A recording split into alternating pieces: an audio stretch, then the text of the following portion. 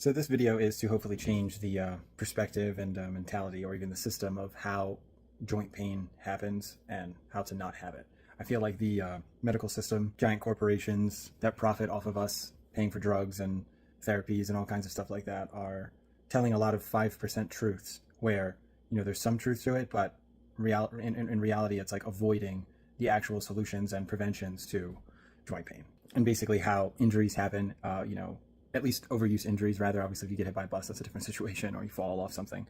But, these, oh, well, I'm 40, so my hip, or, oh, my back, ever since I've been 41, my back, or this or that. And it's like, that's one of the 5% truths, that old age means joint pain.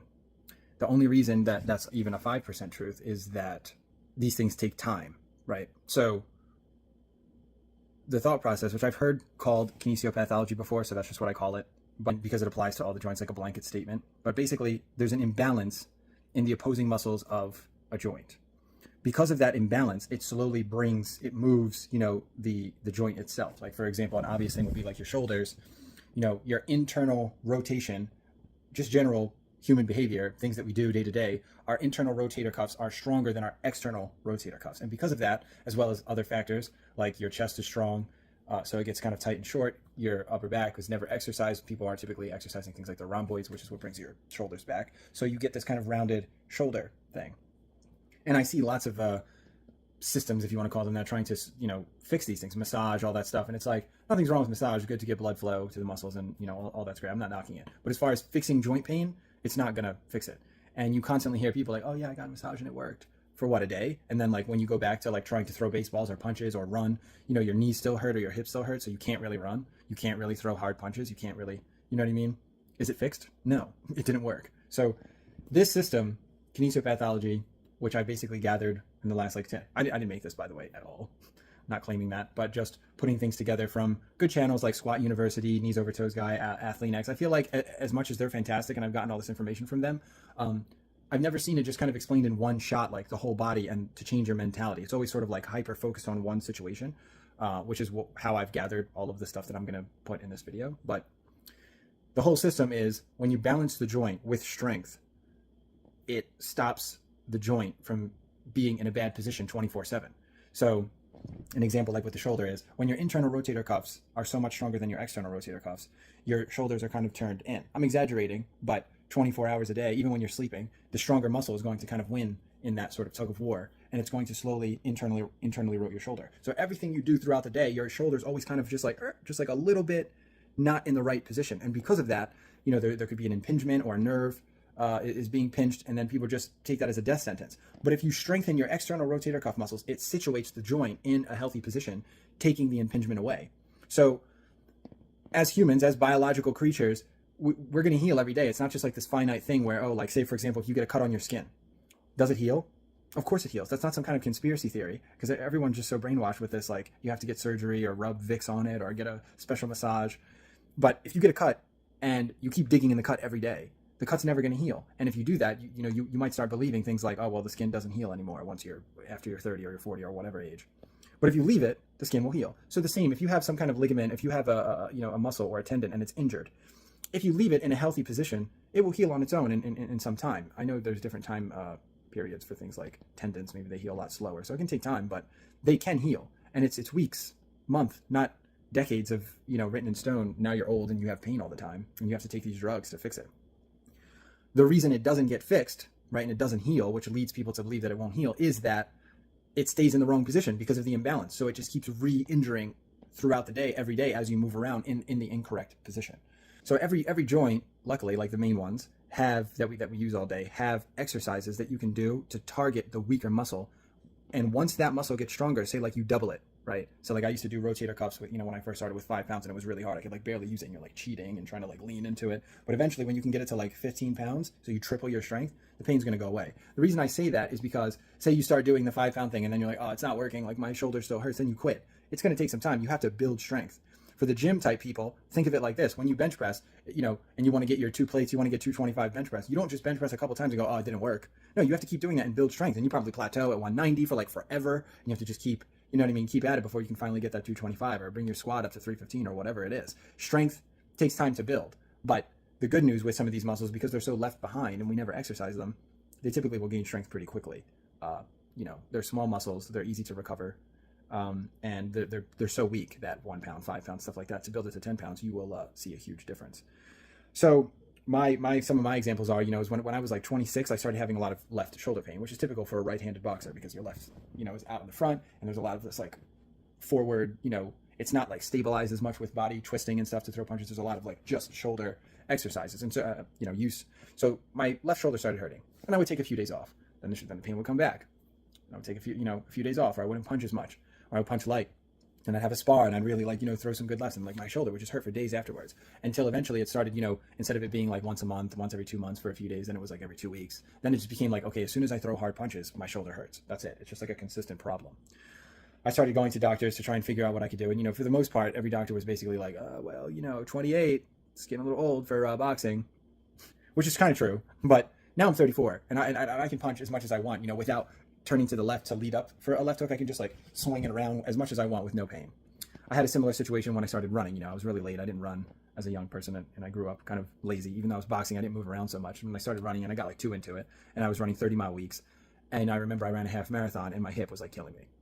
Luckily, by that point, I'd already understood the situation with the shoulder, and I'm like, okay, so I got to figure this out with the hip. And then I did. It was the glute medius, and now there's no hip pain. I can run as much as I want. So I'm going to show a couple examples of basically all of the main joints, exercises that I do pretty much every week. Even though I don't have any joint pain in any of them, I do them because it's prevention, because it's a matter of time. If I'm going to be running 30 miles, I bike like 140 miles a week. All these things are going to create imbalances. What's important is that we change our perception on, I overuse this joint, now it's hurt, like as if it's some kind of rock. They'll say like the ocean will eventually wither away rocks, right? Slowly, like beating on it. But we're not rocks. We're biological creatures. So every day is a different day that will like heal or change. Yeah, if you overdo it and you keep, letting the ocean hit those rocks and you never give it a day off, then you can get injured, and it can be a problem. But unlike the rock, if we have time to rest and heal, you can come back actually stronger. Not only not injured, but stronger than before. The more you jump around or squat or whatever, your bones get more dense. That's just the human experience.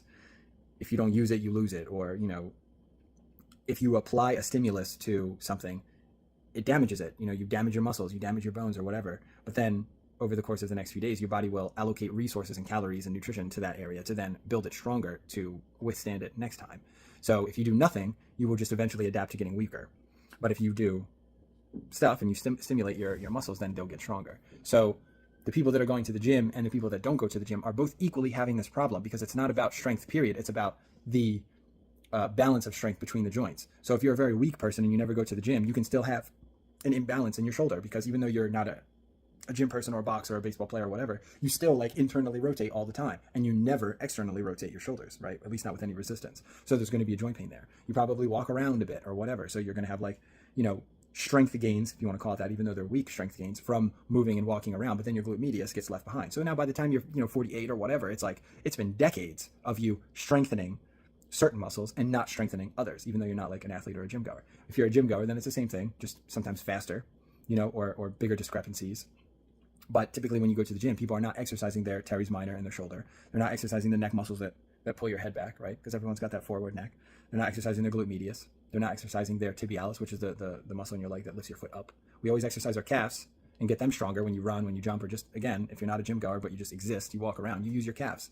But your tibialis that lifts your foot up gets like no exercise. This is going to cause an imbalance in the ankle joint, and then you're going to have ankle pain.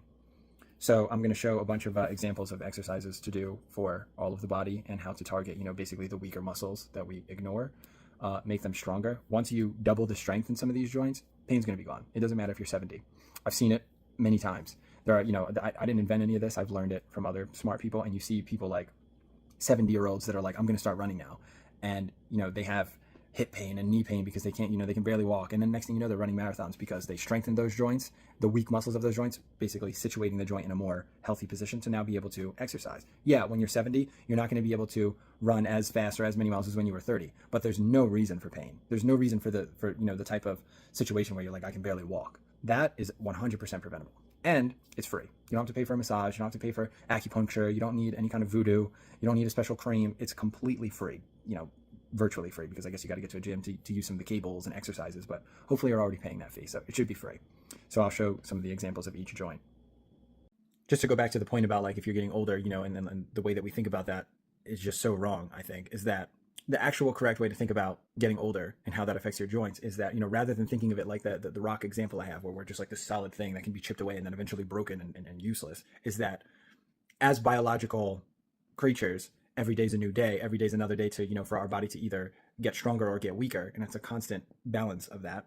Is that as you get older, our ability to heal and recover and get stronger does slow down, right? Something like 10% every decade after 40 or 50. So it's like actually not that serious, which is why there can be such a large, gap between, say, a 25-year-old who never exercises, he can barely run a mile, and then like a 70-year-old that is like killing it in marathons, running 20 miles so fast, because 10% less than his 60s or her 60s that were like really incredible, which is 10% less than her 50s, which was incredible, that you can still be incredible at 70 and 80. You can be incredible compared to like a 20-year-old that just watches TV and doesn't do anything, doesn't take care of their health, doesn't run, doesn't lift weights, So 5% truths. Yes, you're going to be less. Yes, your 70-year-old self is going to run slower than your 60-year-old self. But luckily, the abilities of us are so high that once you get really to, a really high fitness level, these like 10% decreases every decade will still leave you super fit. So, better way to think about it, I think. And that perspective can really be, that perspective change can really like change the outcome of what you do. Because if you just think like, in the other way, then you're not gonna even try. You're like, oh, what's the point? Like as soon as I run, my knee's gonna fall off because I'm old now. I'm 40, God forbid. But if you have this understanding, you can be like, okay, I'm gonna exercise. Maybe just like lower your goals a little bit because you're 70 or because you're 40 or whatever appropriately. But then still be your best self at each age, at each decade. If you look at the muscles underneath the shoulder, for example, you got the teres major and the teres minor. This is like kind of one of the main ones that externally rotates the shoulder. And so instead of thinking about the joint, as this like finite thing where everything just breaks and you get old and die, recognize that there are a lot of muscles here. And so how often are you exercising your teres minor, right? If I'm talking to people that go to the gym a lot, they're probably doing all kinds of push-ups and, standard exercises like that, where they're working out their chest and, all these workouts that we constantly hear about. But then something like the teres minor, or for example, look at all these muscles in the neck, right? It's like, why do we think of our neck as this thing that you're like not supposed to touch, where you have these muscles, don't let me try and say them, but yeah, all these muscles, they have jobs, they have things that you need to do, turning your head to the side, twisting, this, that. And so when you leave those muscles not exercised and weak, it's going to eventually cause imbalances in the joints. And that's going to turn into problems in your ligaments, tears, impinged nerves. And everyone talks about these things like they're just this death sentence, like, oh, I have an impinged nerve. Right, it's impinged because the muscle that you need to exercise to, the muscle that's weak, that's allowing it to be impinged, is weak. So just make it stronger and now it won't be impinged anymore. And once you do that, you leave the joint alone to heal. So like the hip, for example, if most people who are exercising a lot, they're focused on their glute maximus. I feel like most people don't even do that, but let's say you are, that's good. But the glute medius underneath here, this gets kind of left behind. So anything you do like running, squats, stuff like that, it's going to accidentally exercise your glute medius because your hip does have to be stabilized to run and to squat and all that stuff. So your glute max and your glute medius get stronger, but the glute medius kind of gets left behind in strength gains because it just doesn't get, stimulated enough or as much as, when you do the other exercises, it doesn't get stimulated as much as the glute max. So eventually there's a strength discrepancy, right? So you want to exercise muscles like the teres minor, the glute medius, that stuff on purpose and increase that strength. Once you do that, it's going to stabilize your hips better 24/7. You're not going to have such a strength discrepancy, which is what causes all those problems. So here, exercising the muscles in the neck that pull your head back. This is like a key for, keeping your head straight and having that good posture when you're standing up. Those muscles exist, they're not scary, and they need to be exercised. So first I do the one where I'm very forward and pull back, and then I have this one where I'm kind of like looking up, which is basically the opposite of, us always looking down. Then here I got the sideways muscles. First I do them at the bottom range and then further up while I'm looking further. Those are two different things, but this is the tibialis exercise. So it's the opposite of the calf, and this is also just like different variations of the side to make all of those muscles surrounding the ankles and feet stabilize. So that way when you run and all that, everything is nice and strong. This outside one is like game changer, definitely. No ankle pain, tons of running. Here we got basically reverse sled pull, but if you don't have a sled pull that day or whatever, like you can always just do this on the treadmill, because the reverse treadmill is kind of has some resistance. So I'll do this, and it's really the one quad muscle that gets left behind in general exercise is the one that does exactly this. Knees over toes guy's a big proponent of this, obviously, and yeah, so you just kind of are pushing your foot away. So for the glute medius, this one gets a little bit tricky. You got to get into the perfect position, otherwise it's going to be exercising muscles around the area like the TFL or your hip flexors and stuff. So you have to make sure that your knee is like pretty hyperextended. It's very straight. It's a bit behind you. Notice my body is like leaned a little bit forward facing the ground. And then when it's in that behind you position back there, it's going to feel the most uncomfortable and your weakest. That's when it's your glute medius, and then you got to lift it. But once that gets strong, no more hip pain. This is another variation of the glute medius where I'm pretty much, just doing it from standing up. That's another thing. Don't give up on some of these exercises when one of them doesn't work. It's like best if you do pretty much all of them, because they're different angles to target different muscle fibers in that group of muscles. So like glute medius standing up, glute medius standing down, reverse sled pull, pulling something on the ground, or reverse sled pull on the treadmill. They're all, valuable. Then here you got the external rotator cuff exercises. So I do a couple of them, different angles. I noticed when I started doing this, it helped right away with boxing, but then the pain would come back. And so I do some other ones that I'll show you, but mainly, when you're doing it, you want to keep your shoulder not moving around too much where other muscles will get involved, but rather just the external rotation of the shoulder. And you can do it from all these different angles, feel free to rewind. The top one up here, big game changer. Externally rotating while the hand is up like that is just really helped a lot with pain-free boxing. And then even being able to do that, like hold it up while your hand is that high, it's still external rotation. So just keep thinking about externally rotating in different positions. This is external rotation, but from the bottom. You can do this with a dumbbell as well. Something that I'll demonstrate here is that, like, notice the elbow has to stay up, because I'll show you. See how the elbow goes down? Like that movement can get involved, and like now it's not really external rotation. It's more like mid, what's it called? The mid delts. So try to keep it so that way your elbow is down. Here, I use the cables to set up a situation where you're not using your lats or your back or your biceps, but rather your rhomboids, which are the muscles that close your scapulas. You got to exercise those. They get completely left, but when you exercise them, it makes a big difference in your posture. So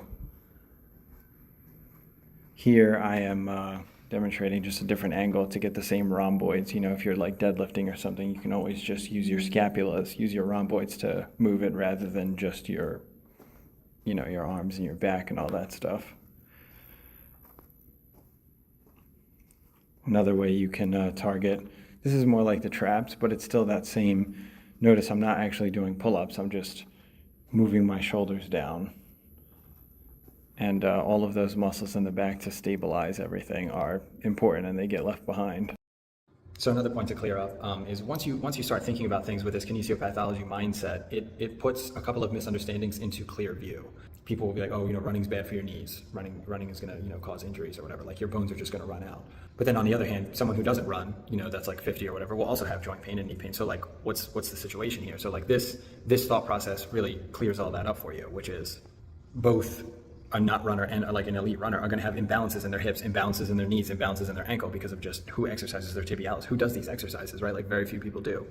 So it doesn't matter if you're at like the difference between 5 and 10 pounds or the difference between 50 and 100 pounds. If there's a imbalance, if there's a discrepancy between the strength of these muscles, there's going to be impingements, there's going to be things pulling on other things that aren't supposed to be throughout your life, throughout your just day-to-day life, 24/7, not just when you exercise. It also clears that up, clears something up that like people think that they're always going to get injured doing the thing. But sometimes, even though that might happen, it could just be a coincidence, but it's more that your joint has been imbalanced for a decade. And then of course, like maybe while you were running, it got exacerbated, or, that kind of brought out some of the pain or the injury. But in reality, it was going to happen either way, which is why the not runner also gets injured and has like knee problems and hip problems or shoulder problems or whatever it may be, or neck problems. So once you start viewing, the body this way, you understand that like, okay, no joint pain that comes from doing whatever. You can take up kayaking, skiing, whatever it is that you want to do. Just know that like, okay, there's probably going to be imbalances created, and you can fix those imbalances with specific exercises to strengthen up the weaker muscle in a joint combination of muscles. And then understand that as a biological thing, you're going to heal. Any kind of injury you have, you're going to heal over time. But if you keep the joint in a bad position, as your body's trying to heal, it's just going to keep being re-injured or re-stressed. So once you situate the joint, healing will happen, and keeping this mindset is just like a game changer, because most people, will be like, oh, I don't want to run too much because I'm getting older or whatever. And it's like, no, like you can definitely run, but you have to keep your glute medius equally strong, to stabilize however many miles a week you want to run. The less you run, the less you squat, the less boxing, the less whatever it is you do, obviously the less you're going to need of this stuff. But you can get to an elite level with these things, so long as these like 8-9 muscles that we all kind of leave behind are also elite. So if you want to be an elite runner, you better have elite glute medius to stabilize your hips. You better have elite, whatever that quad muscle is in the knees to keep your knees not in pain. You got to have really, really elite level tibialis, so that way your ankles and your feet can withstand all of the pressure and the forces from running. So yeah, you definitely got to strengthen up all these muscles, and then be young. It's your choice. That's the great thing about it. When I started learning about it, of course I was hesitant at first too. Like people are always trying to sell something, or there's a gimmick or whatever, but it's like none of this costs money. None of this makes any corporation $1 billion. You can just exercise your rotator cuff, or you can not exercise your rotator cuff. It's on you. If you want shoulders that hurt, if you want, hips that hurt, then don't exercise those muscles. And I just feel like for the gym goer, it's even more obvious once you frame it that way, because it's like you go to the gym and you exercise your chest. You go to the gym and you exercise your calves, your quads, your this, but you never, ever, ever exercise your glute medius or your teres minor or your tibialis. Why? They need to be exercised. And once you create that balance, you're going to have a young, youthful body that functions and works. Not just, oh, I got a massage, it worked, I feel better, but you can't, do backflips. You can't do pull-ups without shoulder pain. You can't run fast. You can't, so like it didn't work. One of the reasons it's easy to not get into this thought process of kinesiopathology, or to think that there's something else going on is inflammation. So because of how inflammation works, it's easy to get kind of carried away down that path of like icing things and, being like, oh, there was pain and then the pain's gone. Because if you get a massage or, you put ice on something and then the inflammation is gone, that pain goes away. So you start feeling like, okay, this is helping, this is fixing the problem, but it's not. The problem exists and then causes inflammation. The inflammation being there or not being there is not exactly indicative of whether or not the injury or the imbalance is fixed. What's causing the inflammation? Inflammation is just the body's attempt to bring nutrients to an area that needs healing. So inflammation in and of itself isn't even necessarily bad. And then taking inflammation away isn't necessarily good either, especially if you do it by these unusual means like icing or, whatever else. But you want to create a situation where there doesn't need to be inflammation. The body doesn't cause inflammation because the joint is balanced and healed. So these are one of those 5% truths that we all kind of get stuck on, and it obviously sells a lot more. Oh, take this to reduce inflammation, or do these things that cost money to stop inflammation. But what about what actually stops you from needing inflammation in the first place, or needing to reduce inflammation in the first place? This kinesiopathology stuff will allow you to actually perform at whatever level that you want. You'll be able to run, you'll be able to jump, and you shouldn't have any pain. And once you frame it this way, anytime pain does come up, you're like, okay, what's going on with this joint and how to view it. There are muscles that exist there, like especially the neck one. I feel like that's like the craziest one. We're constantly like looking down at our phones. I'm super guilty of it. We're constantly in this position. We sleep with like so many pillows that keep our like neck constantly in this position. And then we think any kind of exercise to bring it back is, oh, that's dangerous. It's not dangerous. It's going to save your life. It's going to keep your neck nice and young. Those muscles are there and they need strength. So you got to strengthen them. So stay young, stay mobile, stay youthful.